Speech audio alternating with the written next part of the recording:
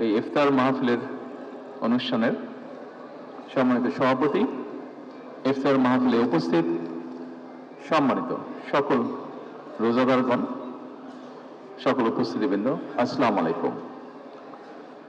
প্রথমে আমি বাংলাদেশ জামাতে ইসলাম এবং তার নেতৃবৃন্দকে আন্তরিকভাবে ধন্যবাদ জানাচ্ছি। আজকে আমাকে, আমার সাথে আমার নেতৃবৃন্দকে এবং আমার সাথে আমার সফর সঙ্গীবৃন্দকে এই ইফতার মাহফিলে দাওয়াত দেওয়ার জন্য। সম্মানিত সকল নেতৃবৃন্দ, উপস্থিতিবৃন্দ, আজকে এখানে শুধু আমি নই, এখানে শুধু বাংলাদেশ জামাতে ইসলামের নেতৃবৃন্দ বা কর্মীবৃন্দই নয়, আমাদের বাইরেও এখানে অন্যান্য আরও রাজনৈতিক দলের নেতৃবৃন্দ আছেন। এখানে আরও অন্যান্য সমাজের অন্যান্য বিভিন্ন স্তরের বিভিন্ন সম্মানিত ব্যক্তিবর্গ উপস্থিত আছেন আজকের এই ইফতার মাহফিলে। আজকে আমরা একটি গুরুত্বপূর্ণ সময়ে সকলে এখানে একত্রিত হয়েছি। দেশের একটি গুরুত্বপূর্ণ সময়।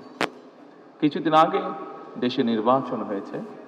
এই নির্বাচনের মাধ্যমে গণতন্ত্রের যাত্রা শুরু হয়েছে, যে গণতন্ত্রের জন্য বাংলাদেশের মানুষ প্রায় 1 যুগেরও বেশি সময় ধরে অকাতরে জীবন দিয়েছে, বিভিন্ন অত্যাচার, নির্যাতন, গুম, খুনের শিকার হয়েছে।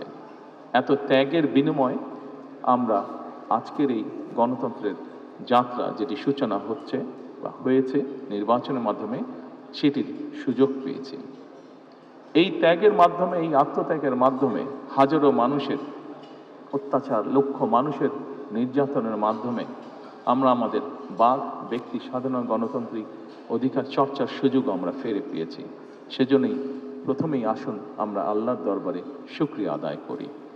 সম্মানিত উপস্থিতিবৃন্দ, বাংলাদেশের মানুষ আজকে অনেক প্রত্যাশা নিয়ে, অনেক আকাঙ্ক্ষা নিয়ে, অনেক আশা নিয়ে আমাদের সকলের দিকে তাকিয়ে আছে, বিশেষ করে রাজনৈতিক দলগুলোর দিকে তাকিয়ে আছে। আজকে আমাদের এই ইফতার মাহফিলে আসুন আমরা আল্লাহর নামে শপথ গ্রহণ করি যে আমাদের আগামী দিনের কাজগুলো হবে এই দেশের মানুষের ভাগ্য পরিবর্তনের জন্য।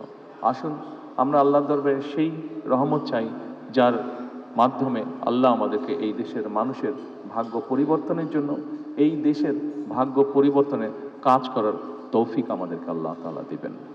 পরিশেষে আমি আবারও বাংলাদেশ জামাতে ইসলাম এবং জামাতে ইসলাম নায়েবে আমির শফিক সাহেব সহ সকল নেতৃবৃন্দকে আন্তরিক ধন্যবাদ জানাচ্ছি আজকে এখানে আমাদেরকে দাওয়াত দেওয়ার জন্য।